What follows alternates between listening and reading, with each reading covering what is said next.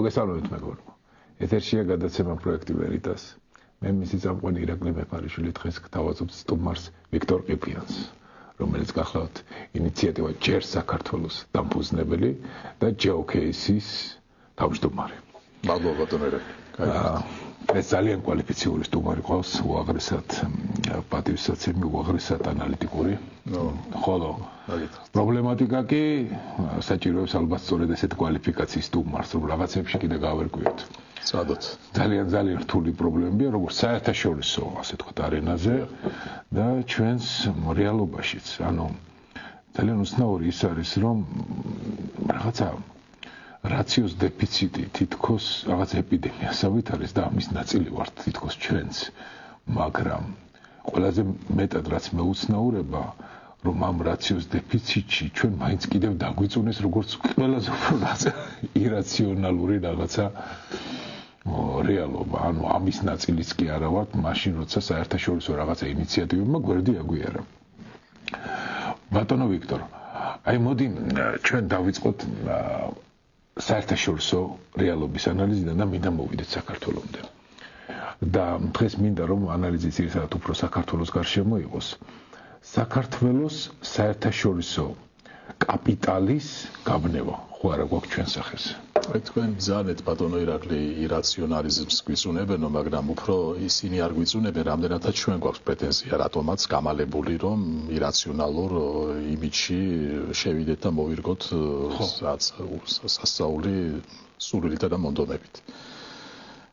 დიახ, სწორი კონსტატირება არის ფაქტის, ვანიავებთ არა მარტო გეოგრაფიული მდებარეობის კუთხით, არამედ იმ მიღწევების კუთხით, მათ შორის იმ შეცდომების კვალდაკვალ რაც ჩვენ გვქონდა, რაც ახასიათებს საქართველოს თანამედროვე ისტორიას. ახლა არც ერთი ხელისუფლება არათუ იდეალური, არამედ ოპტიმალურთან მიახლოებულიც არ იყო, მაგრამ მე ყოველთვის იმის მომხრე ვარ, რომ წარსულში ვეძებოთ პოზიტივი და აღმოვაჩინოთ ის მემკვიდრეობა, რაზედაც დავაშენებთ დღევანდელობას თუ ხვალინდელ დღეს.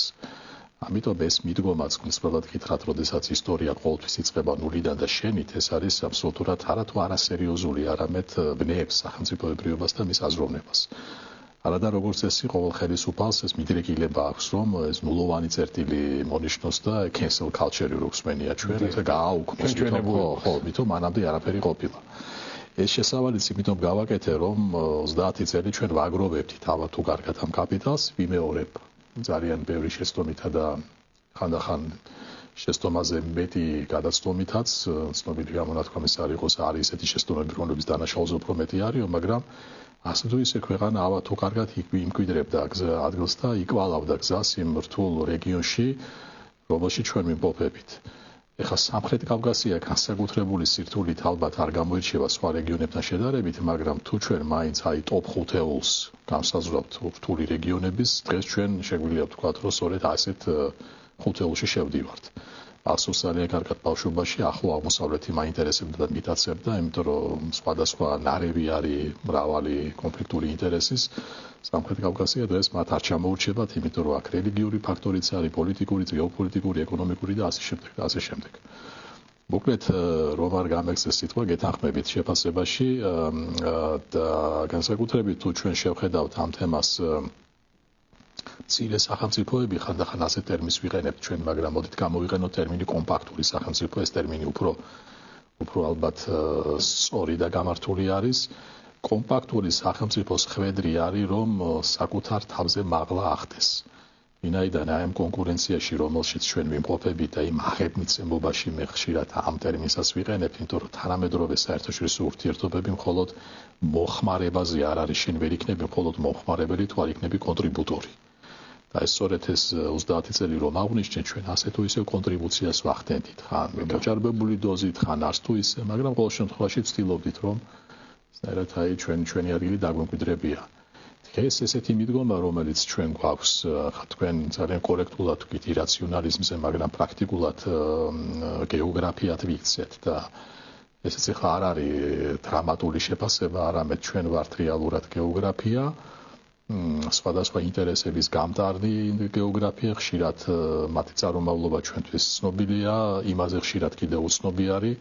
რა თქმა უნდა, ამ ვითარებაში, ამ კონკურენტულ ვითარებაში რთული რეგიონის ფაქტორის გათვალისწინებით, რა თქმა უნდა, ჩვენ არ გვარგია, ჩვენ დაიშალა საბჭოთა კავშირის სხვადასხვა პროექტები, რომლებიც გავიდა საქართველოზე, მაშინ ჩვენ გაგვიმართლა არა მარტო გეოგრაფიულად, არამედ ახლა სიტყვა გამართლება ძალიან ალბათ არაკორექტული და არადიპლომატიური არის, მაგრამ რიგი კონფლიქტების გამო რა ჩვენს გარშემო ხდებოდა, ჩვენთანაც ხდებოდა, მაგრამ ჩვენს გარშემო ამან გარკვეულწილად საქართველოს როგორც ეს თქვა აი ჩამკეტი სახელმწიფო გამოკვეთა რეგიონში.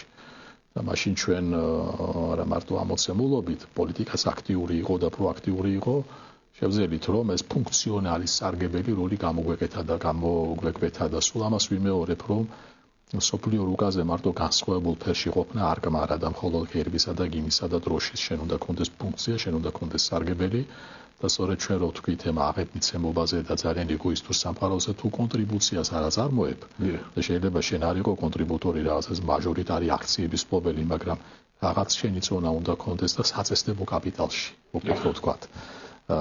რეგიონული თემატიკის შენი ხმა და შენი აქციების თუნდაც მოგზალებული, მაგრამ რაოდენობა უნდა კონდეს.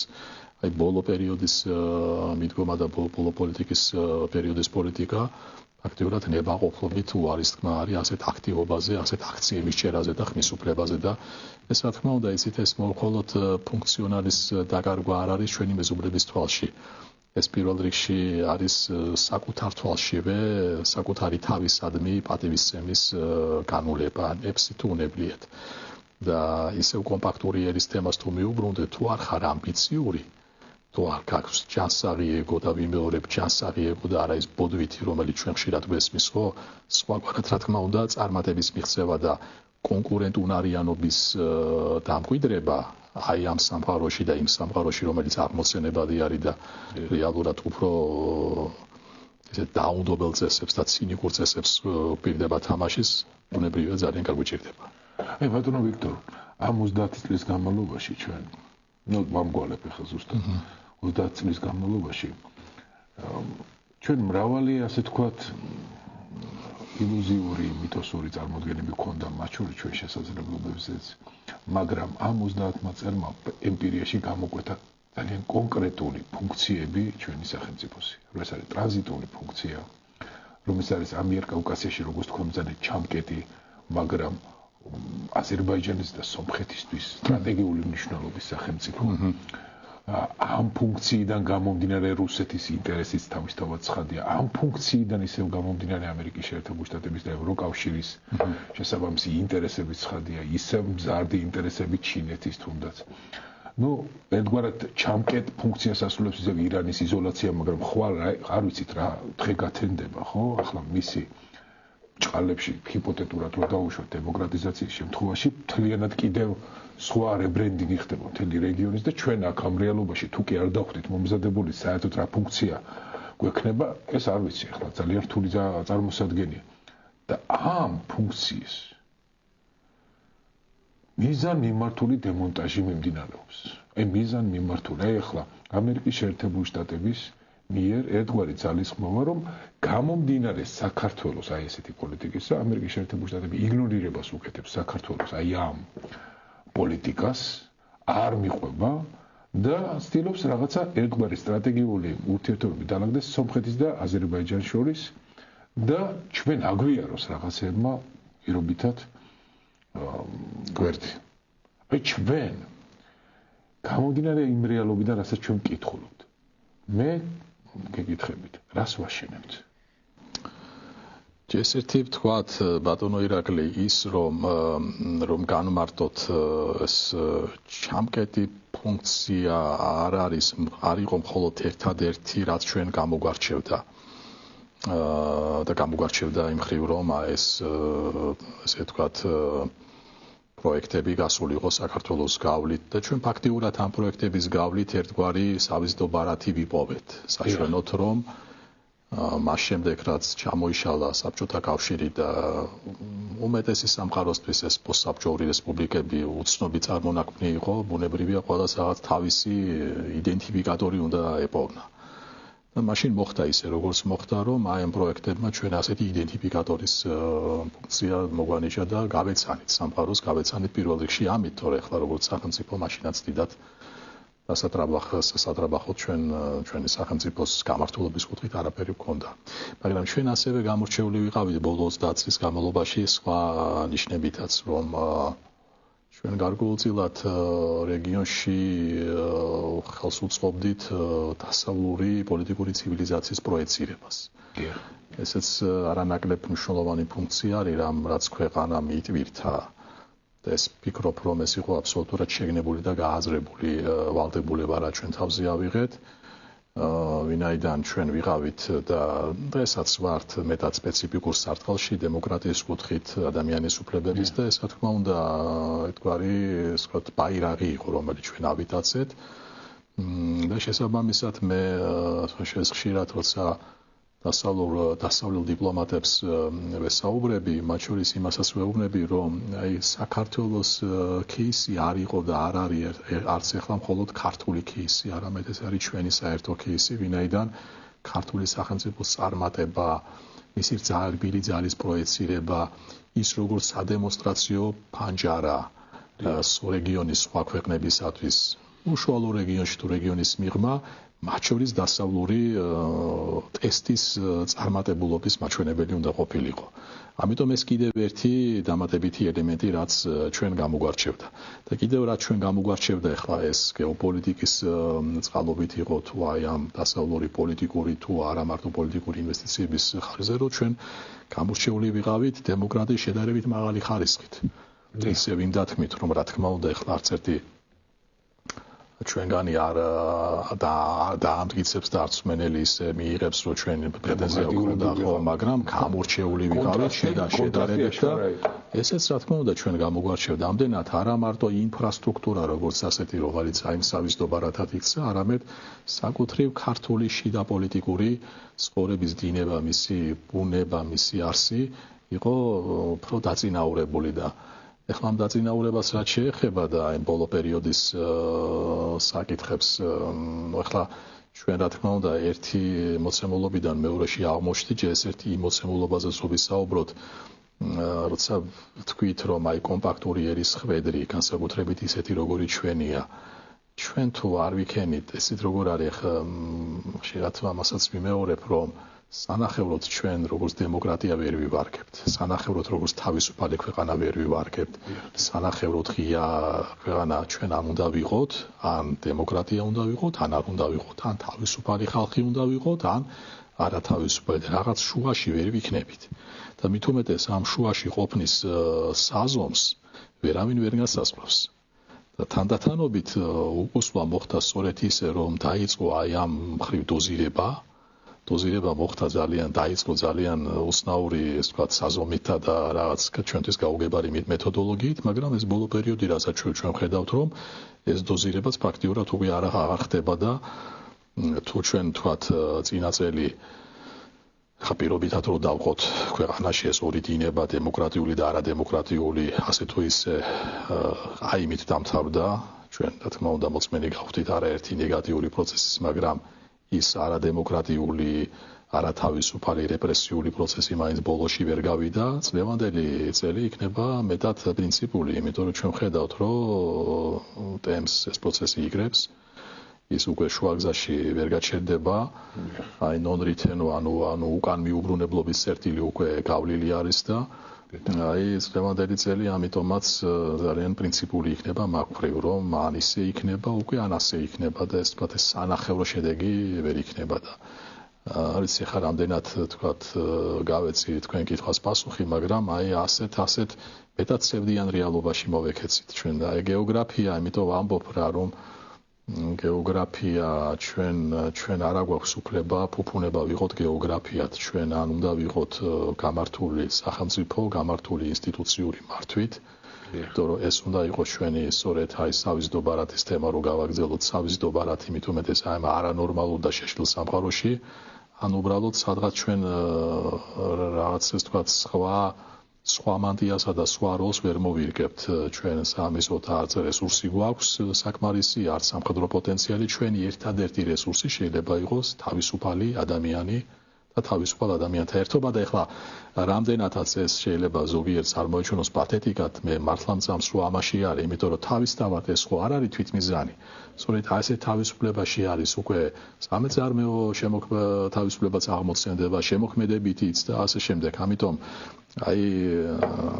როდესაც საქართველოში ჩამოვა ადამიანი ჩვენი უშუალო სამეზობლო იქნება თუ არა მარტო მან თავი უნდა იგრძნოს რომ მოხვდა თავისუფლების ლაბორატორიაში სადაც ერთადერთი შეზღუდვა რაც არის ეს არის სამართლით დაწესებული შეზღუდვა და შეიძლება ეს იყოს შენი შინაგანი ცენზურით მაგრამ არა ვინმეს მიერ რაიმეს მიერ და რაღაცის მიერ აი ყველაზე უცნაური ჩვენს აი ამ რეალობაში კიდევ რაც მეჩვენება ბატონო ვიქტორ გახლავთ ის რომ აი ეს განიავება რომელიც ჩვენ ვახსენეთ ან კომპრომისი ჩვენს დემოკრატიასთან თუ ჩვენს მომავალთან რაც სახეზეა კერძოდ აი რაში გაიცვალა აი ეს არის ძალიან უცნაური იმიტომ რომ ამ მოვლენათა ერთგვარი რაციონალიზაცია არის საკმაოდ რთული თუნდაც მეზობლებისთვის ისინიც აი მათ კონტექსტში საქართველოს საკმაოდ ეს ზედაპირულად საზღვათაშორისოდ იქნა ნახსენები რომ ჯერჯერობით საქართველოზე გადის მაგრამ ესენი გაივლის და უშუალოდ აზერბაიჯანს სომხეთის მიმართულებით აი ამ საზღვათაშორისო ნათქვამში თან უმაღლეს დიპლომატიურ ენაზე ამას კიდე სხვა კონოტაცია აქვს ალბათ და აი რაში გაიცვალა იმიტომ რომ თუნდაც ეს იყოს კონკრეტულად კოლაბორაცია ამ კოლაბორაციის კონკრეტული გასვლა რა შემდგომარეობს ჩემთვის ეს არის გაუგებრა აი მაგალითად საფრანგეთის შემთხვევაში რო გქონდა ჩვენ მიშის მთავრობა ეს კოლაბორაციის გასვლა ალბათ თანამშრომლობა ის იყო რა ვიცი მოდი რა ნუ დაანგრევთ პარიზს აქ ეს საფრთხე რა არის რაშიც იცვლება აი ესეთი აბსოლუტურად ირაციონალური პოლიტიკური კონსტრუქციის მშენებლობა ეხლა ძალიან ისეთი შეიძლება უხერხული ანალოგიები მომდის თავში მაგრამ აი ხანდახან ეკონომიკურ ნაშრომებში არის ესეთი თეზა რომ ოდნავი კორუფცია ხომ არ უწყობს ხომ არ შეიძლება იყოს თქვათ ეკონომიკური აქტივობის ხელშემწყობი ხარ შეიძლება იყოს რა თქმა უნდა შეიძლება ეს ძალიან საკამათო აზრი არის მაგრამ მინდა თანდათანობით მოვიდე თქვენს კითხვამდე რაში რას ვცვლით და აი ვცადოთ რომ აი ვიპოვოთ აი რატო ხდება ის სანაცვლოდ და რის ხარჯზე ან ვიცი ხანდახან შეიძლება ოკუპანტი წინატრო იმიტომ რომ მან გარკვეული მემკვიდრეობა დაგიტოვოს ახლა ინდოეთი უზარმაზარი ქვეყანა არის მაგრამ ერთ-ერთი ორი გარემოება მათ შორის ათომაც ნახტომი მოახდინა ეს ინგლისური ენა როგორც ლინგვა ფრანკა და ინგლისური საერთო სამართლის წევრი ქვეყანა არის რომელიც ასევე ვთქვათ გარკვეულწილად ტრიგერი არის და ხელშემწყობი ბიზნესი არის მოკლედ შეიძლება რაღაც აიტანო ადამიანმა და რაღაც გასაჭირს თვალი გაუსწორო თუ იცი რომ რაღაც შედეგზე გახვალ და ამის სანაცვლოდ მიიღებ ჩვენ ვართ მეტად უცნაურ ვითარებაში იმიტომ რომ რეალურად დომინანტი ქვეყანა რომლის გვერდ ვიმყოფებით ცივილიზაციურად არანაირ სიკეთეს არ გვპირდება არც ისტორიულად გვპირდებოდა და არც ახლა გვპირდება უფრო მეტიც მართვის სტილი რომლის მოწმენი ჩვენ საქართველოში ვართ აი დღე არ გადის ფაქტიურად უკვე რომ არ მოვისმინოთ იმაზე რომ კანონთან სუმცირე მწვავად არიან ხო ამდენად რას ემსახურება ეს ყველაფერი თუ არა ერთი მთავარი მიზანი ვერ გეტყვით მაგრამ ადამიანური ინსტინქტის დაკმაყოფილებას ეს არის მომხვეჭელობა სიხარბე აი ეხლა ეს მომხვეჭელობა და სიხარბე უკავშირდება თუ არა რაიმე გეოპოლიტიკურ ბიზნესს თუ ამოცანებს მტკიცებით საუბარი რა თქმა უნდა ამაზე ეხლა ძალიან რთული არის მაგრამ ის ფონი რასაც ჩვენ ვხედავთ ის სულისკვეთება რასაც ჩვენ ვხედავთ რა თქმა უნდა ძალიან უსიამოვნო ფიქრებს აღძრავს ჩვენში და ჩემ და სამწუხაროდ ვერ გავურბივარ იმის მოლოდინს რომ დღეს თუ ხვალ თუ ზეგ ისტორია ამ ხრივ ჩვენ არც თუ სასიამოვნო ფაქტებსა და მაგალითებს დაგვიდებს წინ ამისათვის ჩვენ უნდა ვიყოთ მზად მით უმეტეს რომ აი თუნდაც ის თეზა მე რაც თქვი რომ რაც საქართველოში ხდება ეს არ არის მხოლოდ ქართული ამბავი არამედ მისი მნიშვნელობა, მისი დატვირთვა და მისი არსი გაცილებით უფრო მეტი არის და სწორედ ამით ვცდილობთ ჩვენ მათ შორის ჩვენი პარტნიორების უკვე აღარ ვიცი როგორ უწოდე ყოველ შემთხვევაში ჩვენი პარტნიორების ჩვენი ჩემი თქვენი და ჩვენი მაყურებლის პარტნიორების და მოკავშირეების ინტერესი ჯერ კიდევ შევინარჩუნოთ და აქეთ წამოვიღოთ აი ამით ვცდილობთ მაგრამ როცა ამას ჩვენ ვამბობთ ესე იგი იმთავითვე დაშვება არის რომ ის რაც ხდება ჩვენთან ეს არ არის მხოლოდ კორუფციის საკითხი, ეს არ არის მხოლოდ თანამდებობრივი მდგომარეობის ბოროტად გამოყენების, ეს არ არის მხოლოდ დეკლარაციის არასწორად შევსების, არამედ ამის უკან კიდევ რაღაც სხვა დგას.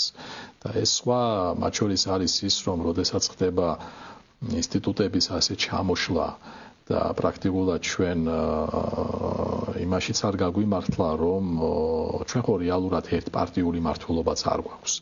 იმიტომ რომ აი ერთპარტიულ მმართველობასაც გამართლება სჭირდება, იმიტომ რომ პარტიასაც როგორც პარტიულ სუბიექტს, პოლიტიკურ სუბიექტს გარკვეული იერარქია აქვს, დისციპლინა აქვს, წესები, პროტოკოლი, რეგლამენტი. ამ შემთხვევაში ჩვენ პარტიულ ინტერესებს არ ვსაუბრობთ, არამედ ნაერთი არის სხვადასხვა ინტერესებისა, ნაწილობრივ პარტიული, ნაწილობრივ საქმიანი, ნაწილობრივ კრიმინალური, ნაწილობრივ გეოპოლიტიკური ფულის და ეს ყველაფერი ერთად იღრის თავს და ეხლა ამის სახელი შეიძლება ჩვენ, შეიძლება ლიტერატურიდან ვიპოვოთ და ვთქვათ სინდიკატი, ვთქვათ რაღაც აი ნაერთი, რაღაც მონსტრი, რომელიც პრაქტიკულად ებრძვის მთავარს. სახელმწიფოს კონკურენტ უნარიანობას, მის პერსპექტიულობას და ჩვენ თუ ასე გავაგზავნეთ ახლა კალთას ჩვენ არავინ არ ჩაგვახევს და არც ჩამოგვახევს და სამყარო ჩვენ წინაშე ვალდებული არ არის რომ კიდე თუ არა გეოპოლიტიკური ძიძობა გაგვიწიოს იმიტომ რომ ხედავთ რომ დიდი სახელმწიფოებით დაწყებული საშუალო სახელმწიფოებით გაგზელებული ყველა საკმაოდ ეგოისტი გახდა და ამ ეგოიზმს უკვე აღარ სმალავენ და ახლა თუ ჩვენ ასე გავაგზავნეთ და ასეთი გამალებული ტემპით რა თქმა უნდა ჩვენთან ჩვენ წინაშე ვალში არავინ არ იქნება მაგრამ აი კიდევ ერთხელ რაც შეეხება აი მოტივებს და რაც შეეხება აი რა არის განზრახვა აი ამის უკან რაც უფრო ღრმად შევდივარ ჩვენ პროცესში რა თქმა უნდა უფრო და უფრო მეტად უსიამოვნო ეჭვებსა და ვარაუდებს აღზრავს ეს ჩვენში თან ამ ყველაფერს ხელს უწყობს და ახლა მე მაბადიეთ ახლა მე მაინც ისიც არ მინდა იცით რაღაც აი პროფესიულ იმაში გადავიდე რაც სტერეოტიპებში რა თქმა უნდა ახლა არის უდანაშაულობის პრეზუმპცია და ასე შემდეგ მაგრამ და ამიტომ აი ასეთი ტერმინებითაც არ მინდა ხშირად ოპერირება მოღალატე აი როგორც ჩვენ ხშირად გვამკობენ ასე ერთი ხელის მოსმით იმიტომ რომ წესს ისინი არ ცნობენ და სამართალს და ნორმას და ესა მაგრამ და ამიტომაც არ მინდა იგივეთი პასუხობდე თუმცა შინაარსობრივად და არსობრივად რაც კეთდება და შეიძლება ეს არ იყოს პირდაპირ მითითებით მაგრამ თვითონ ობიექტურად ზოგიერთი და არც თუ მხოლოდ ცალკეულ პირთა მოქმედება ყველა თავისი ობიექტური ნიშნა და გამოვლინებით სწორედ იმ შინაარსს ადარებს რა შინაარსი და ჩვენ გვამკობენ აქეთ კი ბატონო თან ამ ყველაფერს ხელს უწყობს რაღაცა ძალიან უცნაური დამთხოვა თუ რაღაცა ნაწილი ვართ უკვე ახლა რაღაცა დიდი საკაცობრიო ახალი ერის დამკვიდრების თუ ახალი ცვლილების დამკვიდრების რომელშიც ამერიკის შეერთებულ შტატებში გვაქვს რაღაცა წესრიგის შეცვლის მცდელობა ორი სამყაროს თითქოს დამკვიდრების მცდელობა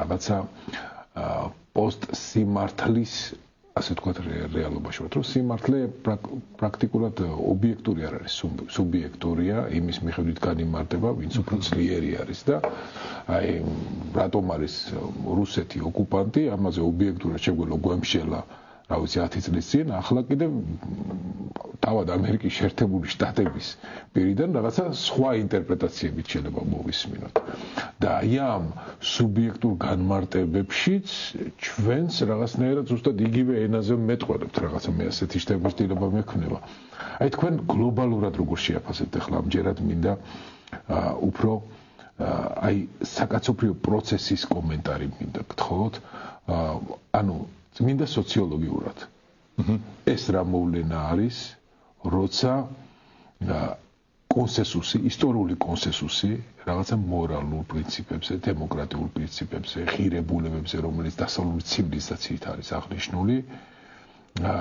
აი ჩანაცვლებულია არა უბრალოდ ისეთი პოლიტიკური რეალიზმის რაღაცა ტერმინებით ხო რომელიც ასევე დასავლური სკოლის ნაწილი არის. არამედ რაღაცა უფრო феодალური ტიპის რაღაცა წესრიგებით, აი феодალური ტიპის განმარტებებით. ეხლა ესეთი შედარება მომივიდა აზრად თავში ბატონო ირაკლი.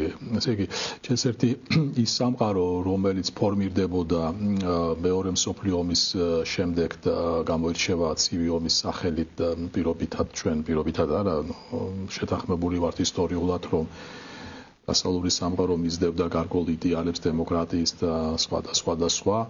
ახლა ვიცით ჩვენ მაშინდელი ისტორიის არაერთი ღია თუ ფარული ფურცელი, როდესაც ეს იდეალები ხშირად ეწირებოდა მეტად კონიუნქტურულ მოსაზრებებსა და ამოცანებს, მაგრამ აი შედარება, რომელიც ახლა ეს დამებადა თავში და მაშინდელი სამყაროს რა თქმა უნდა სარგებელზე იყო მორგებული, მაგრამ მაშინ თუ ამ განზრახვისა და მოტივის, ასე ვთქვათ, შეფუთვა მაინც ხდებოდა მორიდებულად გარკვეულ იდეოლოგიურ საფარველში, დღეს ეს სარგებელის მოტივი არის გაცხადებული.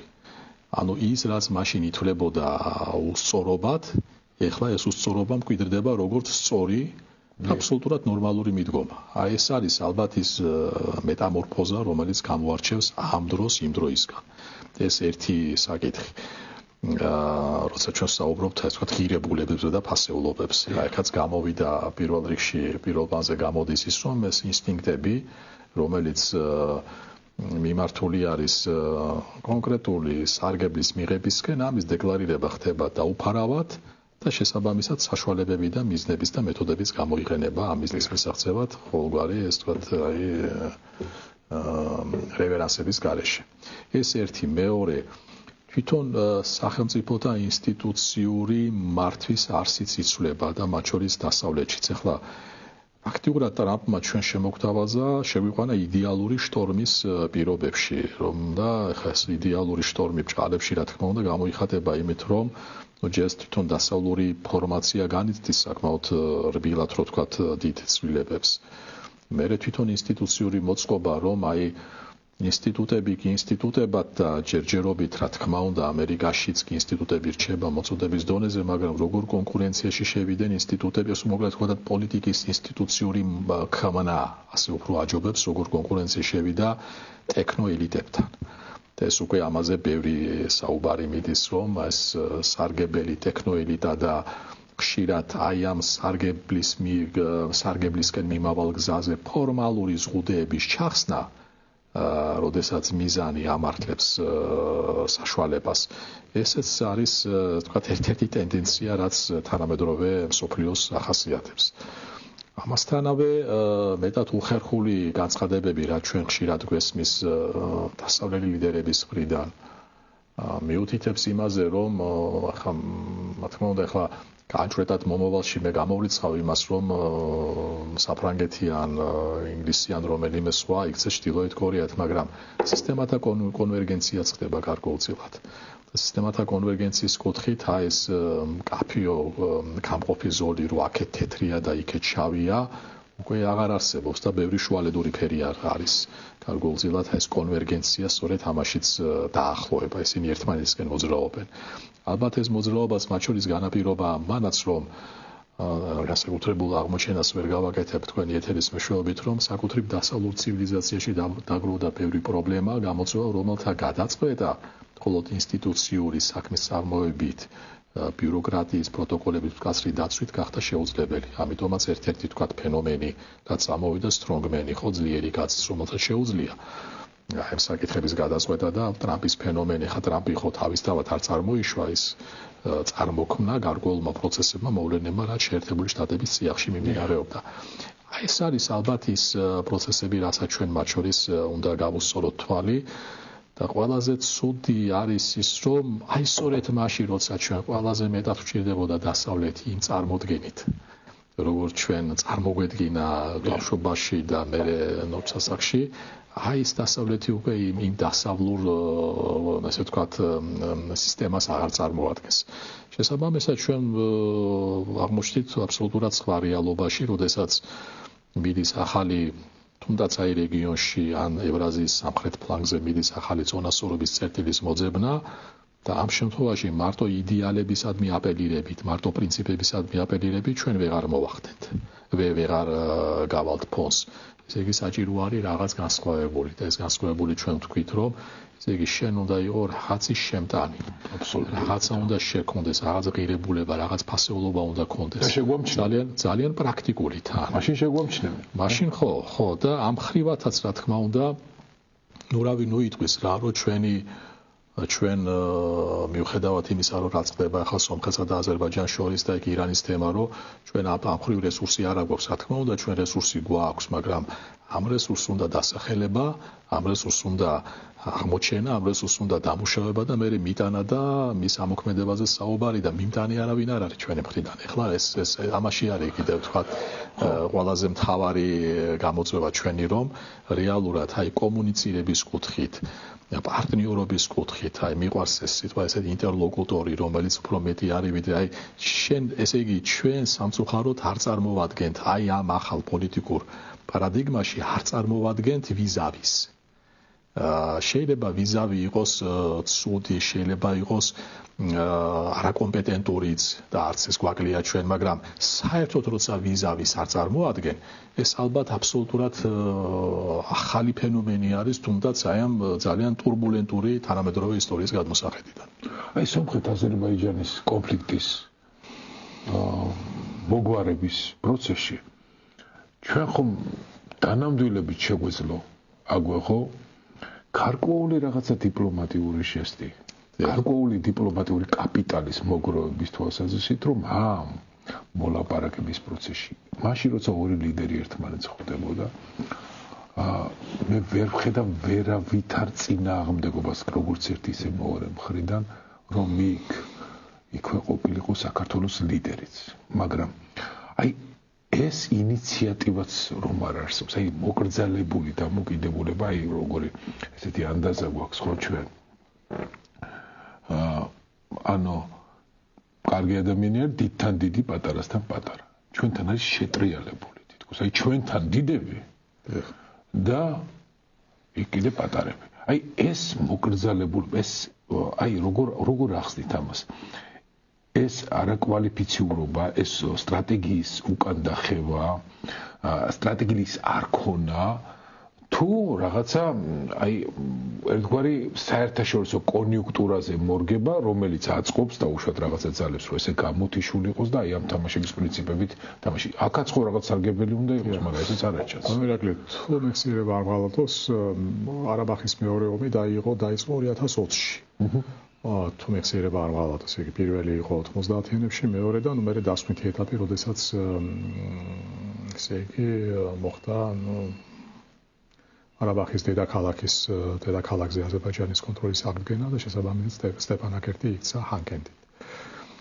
2020-ში მახსოვს კარგად საქართველოს უსაფრთხოების უშუალოების საბჭომ უსაფრთხოების საბჭო ერქვა, აღარ მახსოვს, იმიტომ რომ ეს ინსტიტუტი იმდენად ის არის ვთქვათ გაუქმებული არის პრაქტიკულად რომ აკაც ჩვენ სახელიც კი არ გამახსენდა ზუსტად. მაშინ გააკეთა ერთი ძალიან სწორი განცხადება, როდესაც თქონი 3 ოქტომბრით იყო დათარიღებული თუ მეხსიერება არ მღალატობს, როცა თქვა რომ პირველი თქვა რომ ჩვენ ეს სიტყვა არ იყო გამოყენებული equidistance, ანუ თანაბარი დისტანცირების პოლიტიკას ვამჯობინებთ, იმიტომ რომ ორივე ჩვენთვის ძვირფასი მეზობელი არის და ორივე ჩვენი პარტნიორი არის.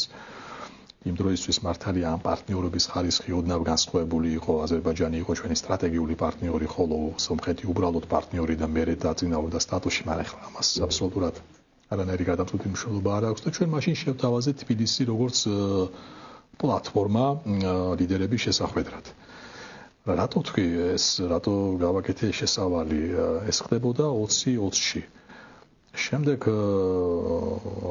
ამას მოყვა უკრაინაში ომი. და როდესაც ჩვენ საუბრობთ იმ სახე კი არა შინაარსის ცვლილებაზე, რაც ქართულ საშინაო და საგარეო პოლიტიკაში ხდება, ფაქტიურად უკრაინის ომის ფონზე ჩვენ თანდათანობით მივედით იქამდე, რომ ჩვენ ავტონომიურობა დავკარგეთ ჩვენი პოლიტიკური და გეოპოლიტიკური ნების გამოხატვისას. ამდენად აი ჩვენ რასაც ახლა მე და თქვენ განვიხილავთ ამ საუბარში, რომ როლი, ფუნქცია, როგორ შეგვიძლია ჩვენ ეს ყველაფერი შესაძლებელი არის ერთი მთავარი პირობით. რომ გარდა იმისა, რომ კონდეს კომპეტენცია და კვალიფიკაცია და ასე შემდეგ და საკადრო პოლიტიკა იყოს, შენ ავტონომიური უნდა იყოს და ჩვენ გვაქვს ასევე ვარაუდი და ასტუ დაუსაბუთებელი ვარაუდი, რომ დღეს საქართველოს მათ შორის საგარეო პოლიტიკას ასეთი ავტონომიურობა უკვე არ აქვს. ამიტომ როცა ჩვენ ავტონომიურობის არარსებობაზე ვსაუბრობთ, ამ პირობებში ბუნებრივია რაიმე ინიციატივაზე საუბარი სამეზობლოსთან მიმართებაში ან რომელიმე სხვა საკითხთან მიმართებაში, უბრალოდ აბსოლუტურად ფუჭი მოლოდინი არის. ნამდვილად ამ ავტონომიურობის აღდგენა, რომელიც პირველ რიგში გავა იმაზე, რომ ჩვენ გეოგრაფიიდან დაუბრუნდეთ ქვეყანას და მე ქვეყნიდან უკვე ავადგინოთ და ავაშენოთ კონკურენტუნარიანი სახელმწიფო, ალბათ ეს არის ჩვენი მთავარი გამოწვევა, რომ ჩვენ ჯერ იცით აი შინაარსობრივად უნდა შევივსოთ, ჯერ საშინაო დავალება უნდა შევასრულოთ და მას შემდეგ რაც საშინაო დავალებაში დავლაგდებით და მოწინავენი გავხდებით, მერე შეგვიძლია უკვე ვიფიქროთ ან პარალელურად, მაგრამ ყოველ შემთხვევაში ამის გარეშე რაიმე ამბიციაზე რეგიონში ან რეგიონის მიღმა საუბარი აბსოლუტურად ზედმეტი არის, თორე სხვაგვარად ახლა ჩვენ ქართველები ძალიან უცნაური ხალხი ვართ, იმიტომაც რომ რაღაც შეფასებას რო ვაძლევთ დიდ მოვლენას და დიდ ფაქტს ან დიდ რაღაც კატეგორიას, ყოველთვის ვფიქრობთ, რომ აიმე ვინმეს არ ვაწყენინოთ, არა და ეს ზღვარი უნდა გადავლახოთ აუცილებლად. ეხლა როცა მე ეს შესავალი გავაკეთე, მინდოდა მეთქვა ესეთი რამ, რომ აი ხვალ რო ჩვენ საგარეო საქმეთა სამინისტრო არ გვყავდეს. ვიგზნობთ მის დანაკლის, ან ჩვენ რო ხვალ თავდაცვის სამინისტრო არ გვყავდეს, ვიგზნობთ მის დანაკლის, ან რა ვიცი, რომელიმე ან ეკონომიკის, იმიტომ რომ ჩვენ ხო ვიცით, რომ რეალურად ეს უწყებები დღეს არის ნომინალურად არსებული და იმიტომაც მოვიბოდიშე, რომ სანამ ამას ვიტყოდი გამახსენდა, რამდენი თავდადებული კიდევ პატრიოტი მუშაობს იქაც და იქაც, მაგრამ ადამიანთა ერთობა თუ კრებული და უბრალოდ აი მექანიკური კრებული, რომ ერთჯერ ქვეშ არიან, არ ნიშნავს იმას, რომ ეს არის ქმედითი ინსტიტუტი. და ეს ქმედითი ინსტიტუტი განასახიერებს ქმედით სახელმწიფოს. ამიტომაც მოვიბოდიშე, თუმცა იქვე თქვი რა, რომ უკვე მობოდიშებებით. ამას თქვა აი რევერანსებით საუბარი უკვე აღარ არის მისაღები. აი საშინაო დავალება ახსენეთ და ახლა მინდა სწორედ ამას შევეხო. ქვეყანაში არსებული პოლიტიკური კრიზისი და ამ კრიზისის დაძლევის ასევე ჯიუტია პოლიტიკა, რომ როგორღაც ეს კრიზისი დაძლეული იყოს უბრალოდ დათრგუნვით. ამ დათრგუნვის ნაწილია ახლა თქვენ როგორ აფასებთ აი საქართველოს განათლების სისტემაში მიმდინარე პროცესები. ერთხელ ერთ გამოსვლაში ვთქვი, რომ რასაც ჩვენ ხელისუფლებას ვუწოდებთ, თუმცა ეს არ არის ხელისუფლება კლასიკური გაგებით, ესეც ვთქვით ჩვენ საუბარში, რომ ეს არც პარტიული არის, არც პოლიტიკური, არამედ რაც ყველაფერი ერთად არის და ერთმანეთში აზელილი რაღაც თქვა absolut გაუგებარი სამორფული წარმონაქმნი არის. თქვი რომ აი ეშინია ბევრი რამის ქვეყანაში, ეშინია ანგარიშვალდებულების, გიაობის, სამართლიანი არჩევნების, სამართლის უზენაესობის და შემდეგ, მაგრამ მე თქვი რომ თავარი ვის ეშინია წოდნის. და ეს შემთხვევით არ ვთქვი, იმიტომ რომ იმდენად დეგრადირდა სამწუხაროდ, თან ამას მართლა სამწუხაროდ ვამბობ, იმიტომ რომ ჩვენ ქვეყანაზე ვსაუბრობთ. ვაღიარებთ თუ არ ვაღიარებთ, ხო რეალურად ეს ხალხი დღეს წარმოადგენს ჩვენს ქვეყანას ქვეყნის გარეთ. ყველასთან არა და მათთვის ასულელი ხარისხით არა, მაგრამ ყოველ შემთხვევაში ხო ფორმალურად ხო ყოველ იმას სტატუსს ატარებენ. და ეშინიათ წოდნის და აი ოცნების ფორმაციასაც რო გადავხედოთ 2012 წლიდან მოყოლებული დღის ჩათვლით. ამ ფორმაციამ მოწყო გარკვეული ევოლუცია განიცადა, ოღონ ევოლუცია დაღმასვლით და არა აღმასვლით და მთავარი ერთ-ერთი განმასხვავებელი ამ დაღმასვლისა იყო სოდნის კომპეტენციის და კვალიფიკაციის აი ფორმაციიდან ფორმაციამდე, საფეხურიდან საფეხურამდე, ეტაპიდან ეტაპამდე კლება. და მრჩება ისეთი წარმოდგენა, რომ დღეს იმდენად არა მოთხოვნადი არის უკვე სოდნის რესურსი და კვალიფიკაციის, რომ ამაზე ხო შეთანხმდნენ სისტემის შიგნით. მაგრამ სისტემის გარეთაც უნდათ რომ იგივე მოსუფთავებული ველი იყოს და ვერ ხედავდნენ კონკურენტს საკუთარი თავისათვის სოდნის სახით. და ეს აკადემია იქნება თუ სხვა პროფესიული გაერთიანებები იქნება, ამას მნიშვნელობა არ აქვს. თავარია რომ ყველაფერი ერთმანეთს დაემსგავსოს. დაემსგავსოს სწორედ იმ უსტანდარტო სტანდარტით, რასაც სისტემა დღეს ამკვიდრებს საკუთარ თავში და მეორე უკვე სხვებთან მიმართებაში და ეხლა ეს შესავალიც იმიტომ გავაკეთე, რომ აი მათ შორის აი ამ ორი უნივერსიტეტის გაერთიანების შედეგად და აქაც მინდა გულახდილი ვიყო ეხლა ვარსკვლავებს არც ერთი იწყვეტდა და არც მეორე. ახლა მაგრამ ისტორია ჩვენი. ძალიან დიდი ბოდიში უნდა მოვიხადო, მაგრამ რეალობა ესეთი არის, მაგრამ აი ეს გადაწყვეტილებაც მე ასე აღვიქვამ, რომ ეს არის, აი რომ წარმოვიდგინოთ, რომ უნივერსიტეტი როგორც ცოდნის სიმბოლიზმი. აი ამაზეც ეს თქვა იერიშის მიტანა ხდება როგორც თუნდაც სიმბოლოზე ცოდნის ნიველირებისა და მისი ეს თქვა განოლების. რომ არაფერი თქვა ეს არ შეეხება ახლა ეს ემოციურ მხარეს, მაგრამ არის აბსოლუტურად სხვა სიბრტყეში კიდე პრობლემები ამ ორი აბსოლუტურად სხვადასხვა პროფილის მქონე უნივერსიტეტის გაერთიანება, იმიტომ რომ ხა TSO არის აკადემიური, კლასიკური აკადემიური კვლევების, მაშინ როცა ტექნიკური უნივერსიტეტი არის პროფილური ტექნიკური სპეციალობების, ამათი გაერთიანება, ამათი შერწყმა, როცა ერთ-ერთი იდენტობა აქვს, მეორეს მეორე იდენტობა აქვს, მათი ისტორია, განსხვავებული ისტორია, ხო და აი ამ იდენტობების გაერთიანება, ასე შეწებება და რაღაცა აზელვა ერთი მეორეში და რას მივიღებთ ამის შედეგად რა უნდა დავარქვათ იმ ფრანკენშტაინს, რომელსაც მივიღებთ აი ამ ორი უნივერსიტეტის გაერთიანება, რომ არაფერი თქვათ, რომ აი ორი ადმინისტრაციული რესურსის, ამოდენა რესურსის გაერთიანება, ბიუჯეტები, არ ვიცი, აი ეს მართვის კოლაფსი, დადგება, არ დადგება, მოკლედ ეს ყველაფერი ერთად აღებული, რა თქმა უნდა, მეტად უცნაურია. ახლა ბუნებრივია ამ გადაწყვეტილებას მოყვა ასევე უკვე სხვა ეჭვები, რომლებიც უკვე ჩვენს მიერ ნახსენებ აი მომხვეჭელობისა და სიხარვის ელემენტებს უკავშირდება, რაოდენ არ გვინდა ამ საკითხს გავექცეთ, მაგრამ მოდი და გაეკეცი, როცა უამრავი ფაქტი არის, რომ არც თუ იშვიათად ესა თუ ის პოლიტიკური გადაწყვეტილება ან ეკონომიკური გადაწყვეტილება ასეთი მოტივებით არის ნაკარნახევი, რა თქმა უნდა, ამის ჩამოწერაც შემთხვევაში დღეს ახლა ამ მომენტში, როცა ჩვენ მოვისმინეთ ამ გადაწყვეტილების შესახებ, ერთ-ერთი პირველი რაც თავში მოგდის არის ეს, მათ შორის.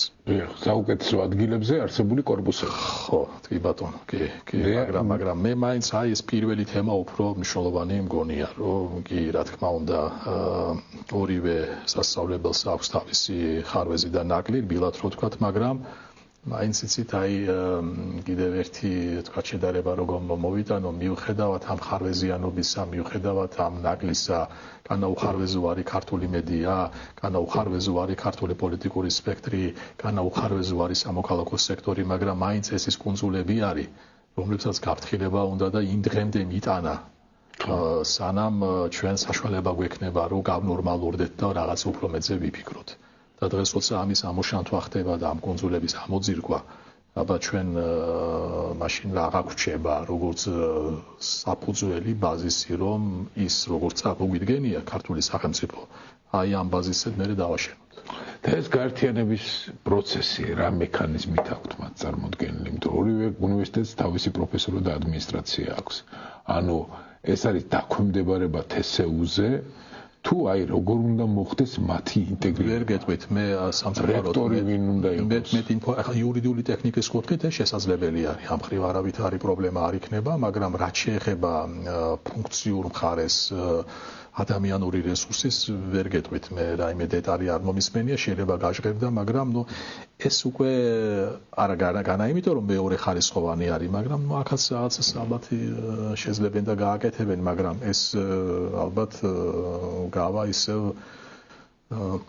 ქართული არც თუ კონკურენტუნარიანი, მაგრამ მაინც ქართული განათლების ხარისხის შემდგომი დაკნინების ხარჯზე და კიდევ ერთი, აი რაც აღსანიშნავი არის, რომ ესეც ცოტა ესეთი ეჭვების დონეზე არის, მაგრამ ხანდახან ასე მგონია, რომ კონტროლის გამტკიცების მიზნით თითქოს და გარკვეული სეგმენტების ერთ სექტორში, ერთ სფეროში რაღაც ერთად თავმოყრა, აი კონტროლის განსახორციელებლად რესურსის მიმართვას უფრო ხელს უწყობს, უფრო მიზანმიმართული ხდება ამ რესურსის მიმართვა, უფრო კონტროლის დაწესება და გამტკიცება უფრო იოლდება. აი ამაშიც შეგვიძლია ჩვენ ალბათ ერთგვარი რაციონალი და მიზეზი ვეძებოთ და მიუხედავად იმისა, რომ ალბათ ზოგი შემოგვედავება ჩვენ რომ რა არის ამდენი კონსპიროლოგია და რა არის ამდენი ეჭვი, მაგრამ აბა გადავხედოთ გასულ წლებს და განა ეს გასული წლების მართვის სტილი და მანერა ჩვენ სხვაგვარი ფიქრისა და სხვაგვარი დაშვების საშუალებას და საფუძველს გვაძლევს სამწუხაროდ ვერა. თან ეს ყველაფერი ემთხოვა აი ამ განათლების რეფორმის რაღაცა ძალიან უცნაურ ფორმას. რომლის შინაარსიც ასევე რაღაცა ძალიან უცნაური და გაურკვეველი აქ რომელშიც უნივერსიტეტები რაღაცა კონკრეტულ ფაკულტეტებს უნდა მოემსახუროს, რაღაცა ქალაქებში უნდა იყოს გადაინი თითო ქალაქში თითო ეს სქემა და ყველაზე უცნაური ახლა მე რაც მიჩნდება კითხვა რა დანიშნულება ექნება განათლებას მაშინ როდესაც ჩვენ აი ამ იზოლაციის ინტენსიური იზოლაციის პროცესში მივდივართ და განათლება კონკრეტულად და მოემსახუროს მე ეკონომიკურ, პოლიტიკურ, სოციალურ დაგვეთებს და კონკრეტულ ასე თქვათ ვაკანციებს. თუ ამ იზოლაციაში ჩვენ ჩავეშვით და გავითავისუფლებთ თავი მთელი საკაცობრიო ფუნქციებისგან, აქ ეს ხალხი სად უნდა დასაქმდეს?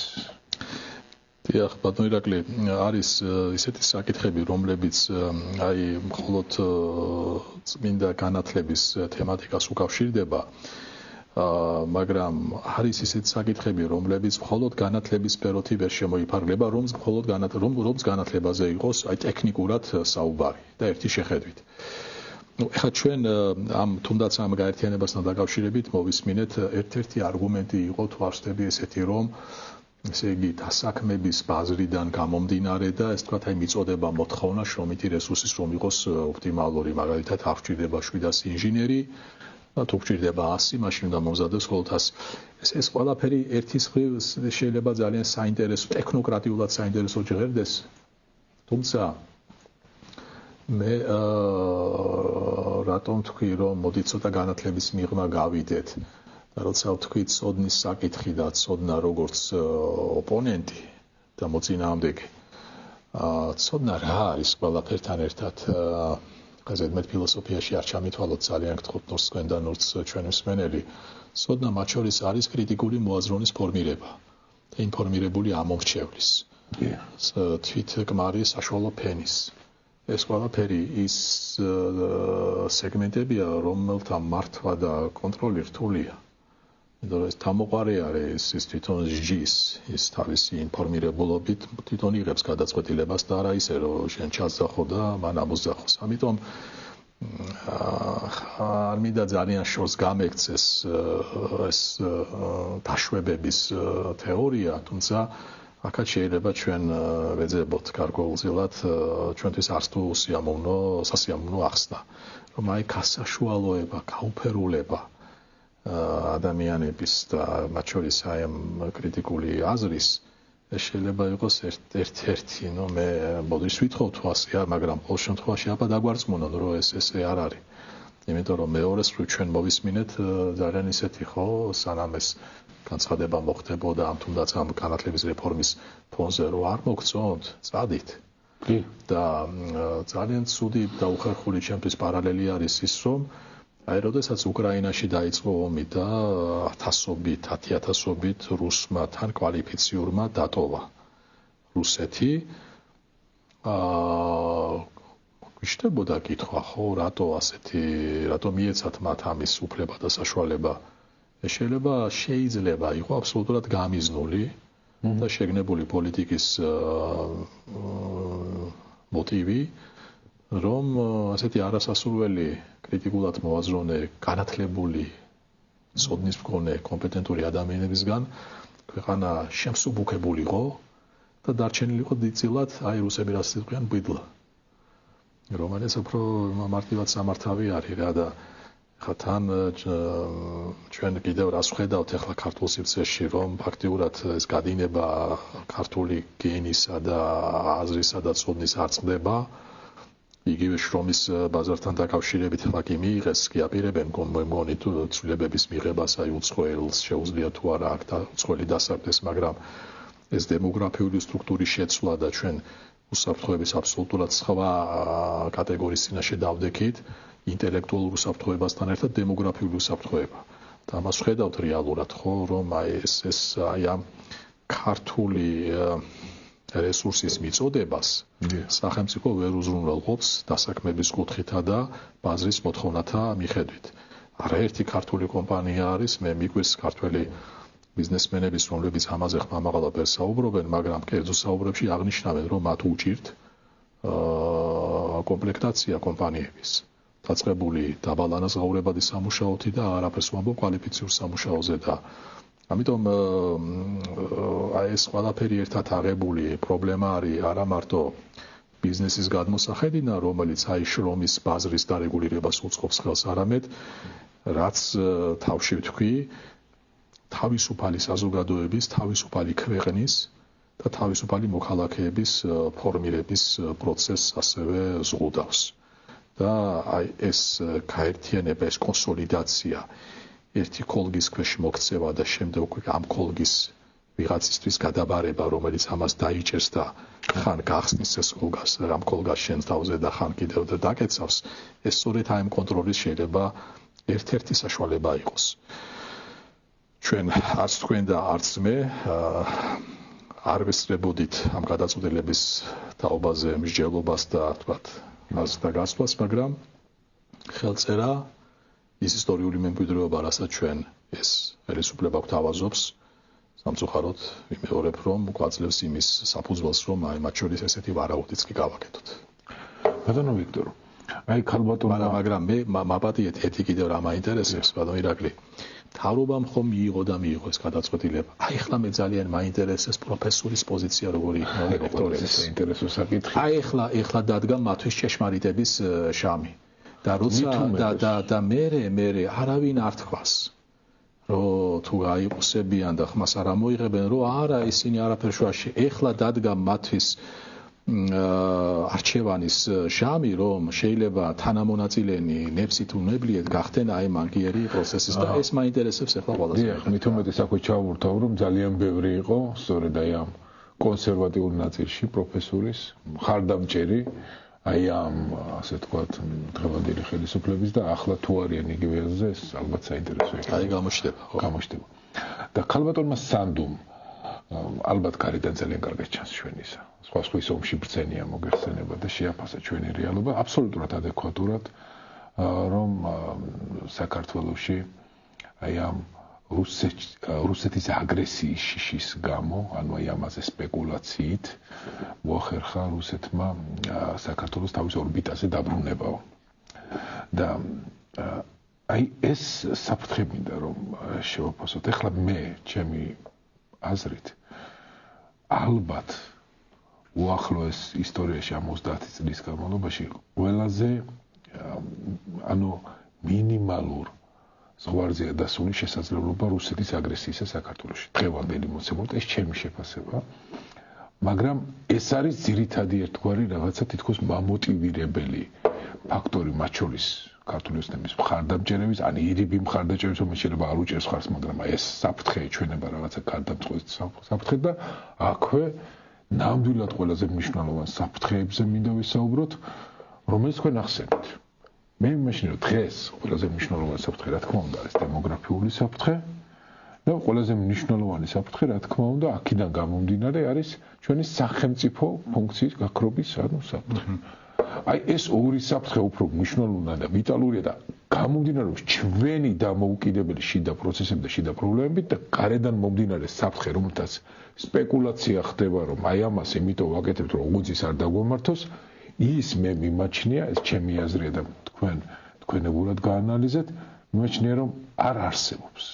ამ მოცემულობაში არ არსებობს მით უმეტეს უკრაინაში ომის გამო. არის ესეთი მოსაზრება, რომ რბილად ვთქვათ, ეს შემწყნარებლობა, რომელსაც დღეს მიუყვება შემწყნარებლობის პოლიტიკა, რომელსაც დღეს მიუყვება ეგრეთ წოდებული ქართული ოცნება, ამაზე ვისაუბრეთ, ერთგვარი გარანტია არის, რომ ღია აგრესიას ადგილი არ ექნება. არის ესეთი მოსაზრება და მოდი ვთქვათ, რომ ამ მოსაზრებას აქვს არსებობის უფლება. მაგრამ არის მეორე მოსაზრებაც და ჩემი აზრით კიდევ უფრო მეტად სწორი რომ შემწყნარებლობა სხვა მაინც არა შემწყნარებლობა რომელიც გადის შენი პოლიტიკური და სახელმწიფოებრივი ამბიციის გვტომის ხარჯზე და მათ შორის გადის იმის ხარჯზეც რომ რაოდენ მაღალი არის იმ ქვეყნის ინფილტრაცია შენს პოლიტიკურ პროცესში და ჩვენ ეხლა ვერ გავზომავთ ამ ინფილტრაციის ხარისხს სწორედ იმიტომ აი ჩვენ რო თქვით რომ მზად ვიყოთ რომ ისტორია უფრო უსიამოვნო რაღაც მიყოს ხო ჩვენ მათ შორის ამ ხრივათაც უნდა ვიყოთ მზად რომ ჩვენ რა დონეზე ვართ დღეს დაერთებული ამ ორბიტას საინტერესო ვიშის მთავრობა ფიქრობდა იმასაც მაგრამ ჩვენ რა დონეზე ვართ დაერთებული ეს კიდევ ცალკე საკითხი არის და ამასვე უკავშირდება უკვე მეოთხედ ვამბობ რომ საქართველოში ცვლილების შეცვლა ალბათ ვერ იქნება მხოლოდ ქართველთა ამოცანა ეს უნდა იყოს მათ შორის იმ ძალთა ამოცანაც რომლებიც დაინტერესებული არიან რომ საქართველოს დაუბრუნდეს ნორმალურ სახელმწიფოებრიობას და აღადგინოს თავისი რეპუტაცია და რენომე და იმიჯი. თორე ჩვენ უფრო დიდ პრობლემასთან გვაქვს საქმე ვიდრე ერთპარტიული მმართველობა, არჩევნების გაყალბება და ასე შემდეგ და ასე შემდეგ. ჩვენ ბოლომდე აი ეხლა რასაც ასე ხანდახან განცდა მაქვს, რასაც ვხედავთ, ეს არის აისბერგის წვერი და რაღაც სიღრმეებში კიდევ გაცილებით უფრო მძიმე და ტოქსიკური იმალება.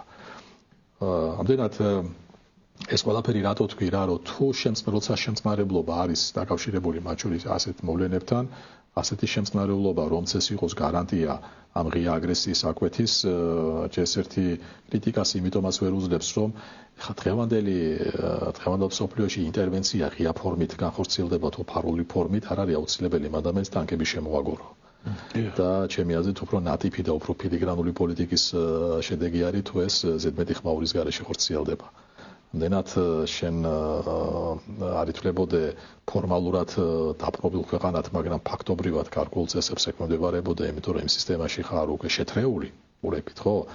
არ მგონია რომ ეს დიდი ნუგეში იყოს იმ ქართული ეგოს დასაკმაყოფილებლად რომ არ იქა რუსეთის აგრესია არ წარმოებს თუმცა ერთიც უნდა შევახსენო რომ რუსეთის აგრესია ერთი წამით შეჩერებულა იმიტომ რომ საერთაშორისო სამართლის გადმოსახედიდან ის ტერიტორიები რჩება ოკუპირებულად და სოციალური ანექსია გრძელდება და ყოველ შემთხვევაში ზავის ხელშეკრულება რუსეთის ცეცხლშეწყვეტის კი იმასაც არასრულებენ და ზავის ხელშეკრულება არ გაფორმებულა დიდ ურთიერთობები აღდგენილი არ არის და ამას როგორი მშვიდობა ეწოდება, ჩემთვის აბსოლუტურად გაუგებარი არის. ამდენად ამ ორ კონცეფტს შორის რომელი მშვიდობა ჯობია ესეთი მოჩვენებითი რომ შენ გონია რომ თითქოს და მშვიდობას რაღაცა უზრუნველყოფს და რეალური მშვიდობისკენ მიმავალი წინაპირობები და გარანტიები რაც შენს აქტივობაზე არის, შენს ფუნქციურ ჩართულობაზე არის, მოკავშირეებთან აქტიურ კონსულტაციაზე, სხვადასხვა სისტემებში შენი ჩართულობაზე გადის, ჩემი აზრით ეს გაცილებით უფრო მყარი გარანტია არის. მყარი გარანტია არის გაცილებით, მაგრამ არა აბსოლუტური, იმიტომ რომ თანამედროვე მსოფლიოში აბსოლუტური უსაფრთხოება არ არსებობს. ყველაფერი ძალიან შეფარდებითი არის. ამიტომ თუ ჩვენ ვსაუბრობთ შეფარდებით უსაფრთხოებაზე და უსაფრთხოება შემთხვევით არ თქვი, იმიტომ რომ ნებისმიერი მშვიდობა ჯამში გადის შენს უსაფრთხოებაზე. რამდენად თვითკმარი ხარ, რამდენად ეფექტიანი უსაფრთხოების სისტემა გაქვს. აბსოლუტური არა, მაგრამ შედარებით ეფექტიანი. აი ჩემთვის მშვიდობა და უსაფრთხოება ორი ურთიერთდაკავშირებული თემა არის, მაგრამ მშვიდობა და შემწყნარებლობა, მშვიდობა და დათმობა და მერე კიდევ რაღაც ბევრი კითხვის ნიშანი, რომელიც ჩვენ წამოვჭერით, ეს არის მშვიდობა ფიქცია და ეს ის მშვიდობა არ არის, რომელიც ჩვენ სიკეთეს მოგვიტანს. მადლობა ბატონო ვიქტორ, ძალიან საინტერესო მადლობა თქვენ. მე იმედს ვიტოვებ, რომ უახლოეს მომავალში ეს ხუმულები ცოტა გაიფანტება. ჩვენ იმედი დავიტოვოთ და ჩვენ იმედთან ერთად უნდა მივეძალოთ და მაქსიმალურად ჩვენი უნდა წადოთ რა, რომ ეს იმედი ვაქციოთ რეალობად. იღბალი ვერ გუშველის. ერთხელ. მადლობა, ეს გახდათ ბატონი ვიქტორ ყიფიანი, მე ირაკლი მეფარიშვილი. გადაცემა ამით დასრულდა, ჩვენ მომავალ კვირაში ვხვდებით ერთმანეთს, გემშვიდობებით.